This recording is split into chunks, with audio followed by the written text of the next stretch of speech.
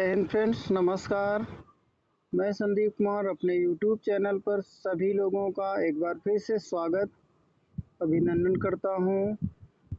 Friends, जल्दी से सभी लोग वीडियो के साथ जुड़ जाइए और जिन लोगों के पास ये वीडियो पहुंचती है वो फ्रेंड्स को शेयर कर दें ताकि उनको एग्जैक्टली बिल्कुल सही जानकारी प्राप्त हो सके। और यूपी ट्रिपल एससी द्वारा कौन सा नोटिफिकेशन जारी किया गया है अभी जो दिया है आप देख सकते हैं स्क्रीन पर। दिनांक 14 जुलाई को ये नोटिफिकेशन जारी किया गया है। ये शॉर्ट नोटिस इसको समझिएगा और इसके द्वारा ओटीआर किया जाएगा। ओटीआर सभी के लिए कंपलसरी है, वरना पेट 2026 आप पार्टिसिपेट नहीं कर पाएंगे। तो ओटीआर कंपलसरी किया गया है और जल्द से जल्द करने की कोशिश करें, क्योंकि हो सकता है रजिस्ट्रेशन स्टार्ट होते ही ओटीआर बंद कर सकते हैं। वैसे 99% चांसेस हैं ओटीआर बंद नहीं होगा जब तक पेट का रजिस्ट्रेशन ना हो जाए। उसके बाद ये बंद किया जाएगा, लगभग श्योर है। तो देखते हैं नया नोटिस क्या है, इसके विषय में जानकारी क्या है। ये जारी किया गया नोटिस, इसमें आप अच्छे से समझ लीजिए कि ओटीआर कौन कौन कर सकता है, कौन पेट 2025 के रजिस्ट्रेशन से कर सकता है और कौन नहीं कर सकता है। या पेट 2025 का आपने दिया है फिर भी आप उस रजिस्ट्रेशन को बिना भरे कैसे फॉर्म डाल सकते हैं, संपूर्ण जानकारी आपको प्राप्त होगी। तो देखते हैं ये जो जारी किया गया है। यहाँ पर देखिए दिनांक 14 जुलाई 2026 से ये प्रारंभ किया जा रहा है। ओटीआर स्टार्ट हो गया है सभी का। और यहाँ पर देखेंगे कि आपको कैसे प्राप्त करना है। फर्स्ट लाइन में दिया गया है, आयोग द्वारा भविष्य में विज्ञापित की जाने वाली प्रारंभिक अर्हता परीक्षा अथवा मुख्य परीक्षा के लिए आवेदन करने हेतु तो अभ्यर्थियों को ओटीआर करना अनिवार्य होगा। इसका मीन्स ये है कि जैसे ही कोई पेट की परीक्षा आएगी या फिर कोई मुख्य परीक्षा आएगी, उसमें आप लोगों को ओटीआर की आवश्यकता पड़ेगी। ओके, नेक्स्ट है ओटीआर पूर्णतः निःशुल्क है, अर्थात इसमें कोई फीस पेमेंट आपको नहीं करना है। थर्ड नंबर में अभ्यर्थियों को ओटीआर हेतु नवीन आवेदन अथवा प्रारंभिक अर्हता परीक्षा 2025 की पंजीकरण संख्या के आधार पर आवेदन करना होगा। ये आप समझ लीजिए कि ओटीआर आप नया आवेदन कर रहे हैं तो उसके लिए आप नया आवेदन करेंगे नो करके। जैसे कि उसमें पूछेगा 2025 पेट परीक्षा में आप रजिस्ट्रेशन किया है तो उसमें आपको नो करना है, उसके बाद फॉर्म फिल करना है।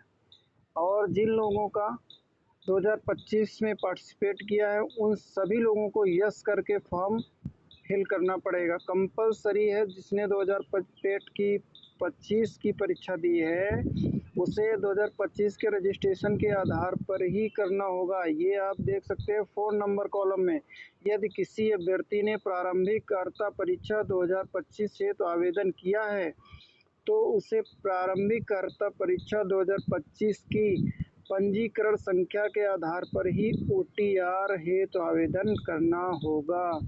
बिल्कुल कंपलसरी इम्पोर्टेंट लाइन है। जिन लोगों ने पेट 2025 में पार्टिसिपेट किया था उन लोगों के लिए बहुत ही बेहतरीन जानकारी है। इसको आप अच्छे से समझ लीजिए नोटिस को, उसके बाद ही आवेदन करें, क्योंकि 2025 में जिसने परीक्षा दी है पेट की वही आपको रजिस्ट्रेशन डालकर इस फॉर्म को फिल करना पड़ेगा, अनिवार्य है, वरना आपको फॉर्म रिजेक्ट हो जाएगा। तो और जिन लोगों ने नहीं दिया है उन लोगों के नया ओटीआर करना पड़ेगा। ऐसी व्यवस्था यहाँ पर की गई है। उसके लिए रजिस्ट्रेशन कोई वैलिड नहीं है। OTR के लिए अभ्यर्थी के पास वैध मोबाइल नंबर एवं वैध ईमेल आईडी होना अनिवार्य है। मोबाइल नंबर एवं ईमेल भर्ती प्रक्रिया की संपूर्ण अवधि तक सक्रिय रहने चाहिए। अर्थात जो नंबर आप ईमेल आईडी डालेंगे वह पेट की परीक्षा में या अन्य भर्तियों में लगातार वही नंबर चलना अनिवार्य है और उसी मोबाइल नंबर और ईमेल आईडी के आधार पर प्रमाणीकरण के माध्यम से किया जाएगा। अर्थात जब आपके सर्टिफिकेट डॉक्यूमेंट होता है तब आपको उसी के आधार पर वेरिफिकेशन होगा। और बेहतरीन जानकारी इसमें देख लीजिए।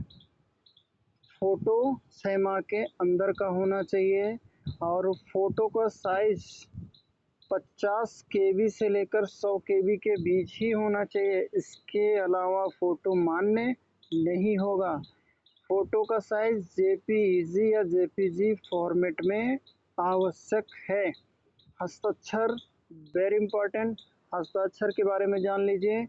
अभ्यर्थी का हस्ताक्षर हिंदी अथवा अंग्रेजी में होना आवश्यक है।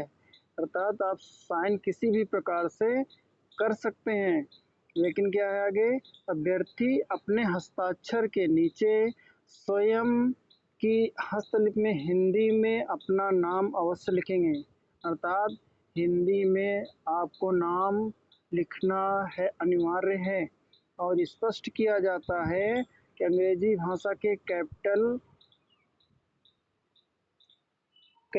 लेटर्स में हस्ताक्षर अमान्य होंगे। अर्थात अगर आप साइन कर रहे हैं वो भी कैपिटल लेटर नाम लिखकर छोड़ दे रहे हैं तो वह साइन माना नहीं जाएगा, उस फॉर्म को अमान्य कर दिया जाएगा। हस्ताक्षर का साइज आपका 30 KB से 50 KB तक ही होना चाहिए। फ़ोटो का साइज फिर से रिवाइज कर लीजिए, 50 से 100 KB के बीच और हस्ताक्षर का साइन 30 से 50 KB के बीच होना चाहिए। ठीक है, उम्मीद करता हूँ सभी लोगों को इसमें अच्छे से समझ में आया होगा।